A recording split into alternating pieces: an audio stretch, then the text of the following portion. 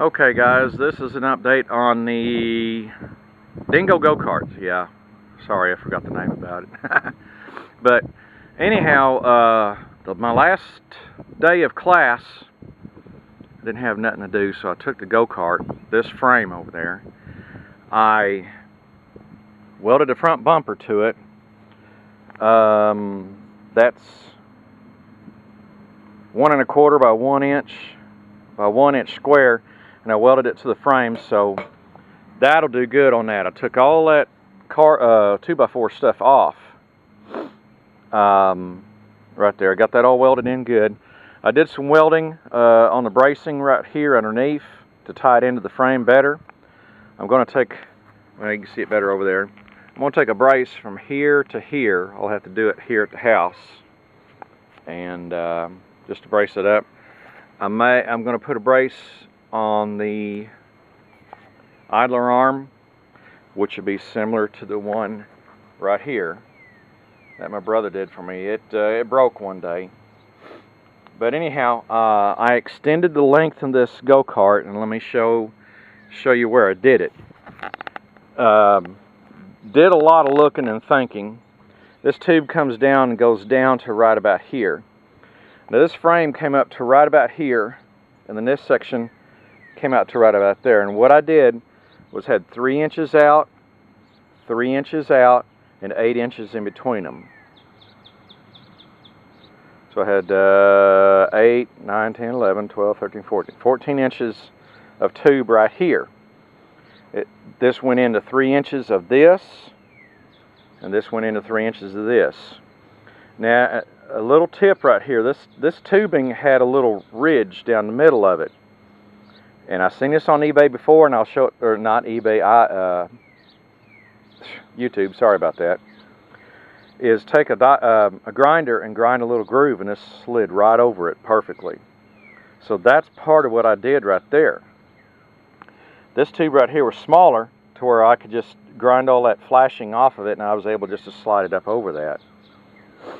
Now this is the seat area, excuse me, and I kind of mimicked what was originally done with these little 14 gauge by, I think that's 4 inch by 6 inch right there, which really ties it in. Then we just took some leftover tubing and went across there. We braced it, had one of the guys in class help me out, and we braced this to the back engine cradle area, so we really made it stronger than what we needed to be. Yeah, there's a few boogers with it. I'll get the grinder out and grind it down. But this is the go-kart I bought for Dustin like 15 years ago when he was like 4 or 5 years old. And took him to a junkyard, and there was a couple of go-karts there, and I showed it to him, or showed these go-karts to him, and I said, which one of these do you want Uncle to build for you? And he pointed that one out and said, I'd like you to build me that one. So I did, but part of the agreement was on this one is Uncle gets to keep it, me, and Uncle gets to work on it, because if you get kids working on stuff, they tend to tear stuff up. So years later, he's 20 years old now, and he's like 6'4", and so this is way too short. So we're extending it out. His birthday being August, yeah. So I think that'd be pretty neat to have this back together for his birthday. It's the 2nd of May right now, so I've got a little bit of time. I can do it. I'm going to put a 11 horse motor that I bought at some old tool sales that come by. I got a new axle to go across there with the bearings. I'm not going to go, this is the old axle, and somebody welded you can see that brake drum right there, somebody welded it in place, and then you can see I had a huge sprocket on there because I didn't have a torque converter system. But now I found these are go-kart rims, no, golf cart rims, and they work perfectly with his tires. And I have hubs to fit on that on a set of rims. Well, a set of hubs to go with these rims perfectly. And so that's going to go on there. I have the collars that will lock that axle in place. The axle's pretty much useless. I found, I don't know if I did it or somebody else did it, put welds to keep these in place. But the current technology is anything that's an 18-inch tire, anything over 15-inch, you need to have the torque converter system. So, okay, I'm going to go with that. I'm going to mount the motor right here. I have 2 pieces of angle iron with slots drilled into them, so the motor can go back and forth. Now I'm going to put 2 tabs coming up with holes drilled in it, and all thread going through that angle iron, so that way I can take that motor mount. The motor I can go this way with it, but the whole mount system I can go this way with it. That way I have great adjustability. I'm going to have to figure out a brake system. I have a disc off a motorcycle, and if I don't have room in this area, I'll have to do it over here, and I'll have to do some sort of a bell crank system coming over here to some sort of I have a manual clamp that will work on that. But the way I have this all braced up right now, it's really braced up good. Go-karts are bad about breaking and falling apart, and that's why I overbuild them. This really didn't increase the weight of it that much more, and stuff like that, and I was really pleased. It fit perfectly in the back of my truck. All I do, when I shut the tailgate, it just touched right there. That's where a whip, on the stock ones when I sold them, they had a little whip with a little flag hanging off of it right there.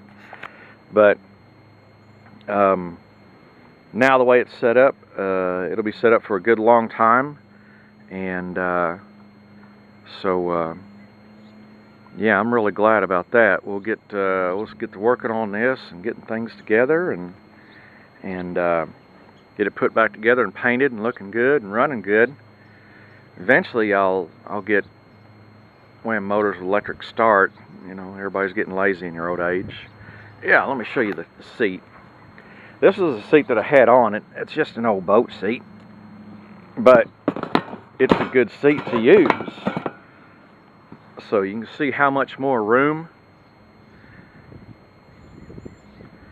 and more room there is. And I can come up with this a little bit maybe for, well, I don't want to stay up. Well, it sits upright better like that. I'm probably not going to have it all the way back to that because there's, you know, the room for the engine. Got to figure stuff out like that. But 8 more inches, you know, you spread out a little bit more. And I'm looking at some different front tires, maybe. I don't know. But them back tires are good now that years ago I grooved them. I know that kind of looks funny. The Turf Tamer tires don't tear the yard up too well, but they slide real easily, and that's why I put the grooves on them, is that they have side traction now. And so that keeps, you get them knobby tires on the back will just tear the yard up. These are good because they got a cushion to them. They got that curve and that cushion to them. But I want to get with a wider tire on that. But anyhow, that's kind of giving you an idea of an upgrade right there on this go-kart. Give you guys some ideas, you know, when you, if you're going to cut and lengthen the frame, you're going to have to beef it. And that's what I did with this. I got lucky. This was 1 inch diameter, and this one is 1 1/8, and it had inside diameter was 1 inch, so I got real lucky right there. But it chamfered for the edge so it would slide in. I had to grind off all the paint, and I had to do that slot because this one had that rib down the middle of it. You got to look for stuff like that, and that caught me off guard. But anyhow, that's where we're at.